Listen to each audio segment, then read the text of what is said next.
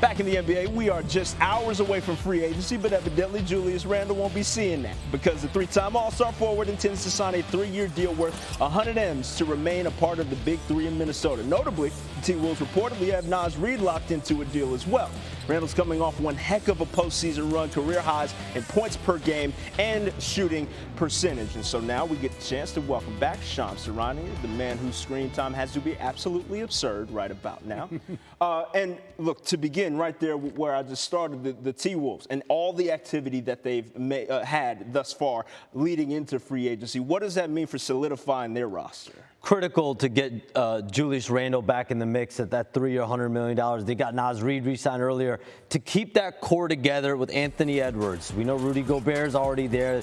These two big men as well, big part of it. Jaden McDaniels as well. But what this does mean is Nickeil Alexander-Walker is likely to depart elsewhere in free agency. This team is already in the second apron. They are heavy in on this team as far as luxury tax concerned. So they're going to mitigate it a little bit. You have to sacrifice a little bit when you're this deep into the luxury tax. But this is a team that's clearly pushed all its chips in, and they traded Karl-Anthony Towns away last offseason. So this is really their core here with Rudy Gobert, Naz Reid, Julius Randle at the bigs. Now, on the opposite end of the spending spectrum is Portland, right? And what do we have breaking news on that front there?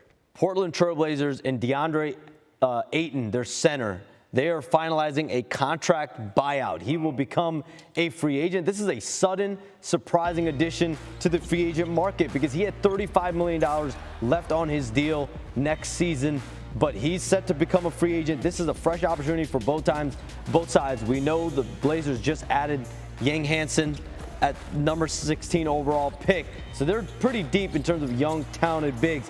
Listen, Deandre Ayton is one of 4 players to average 10 points, 10 rebounds the last 7 seasons in the NBA. And remember, just in 2021, he was a top 3 player on that Suns team that made it to the NBA Finals against the Bucks. So this is a guy that has a lot of talent. Yeah, when he came over from Phoenix, he was supposed to be the future. Now on his way out, they got Donovan Clingan and Hansen, like you said, so we'll see where they go. Another Western Conference team making moves, the Rockets. What's the latest move from them today? I think this was a little bit of a surprise. Jabari Smith Jr. agreed to a 5-year, $122 million deal, rookie extension with the Rockets. So not the deal was surprise, but the fact that he's the first rookie extension guy off the board in that class. And so he's the only player in the 2022 draft class that have 2,500 points, 1,500 rebounds.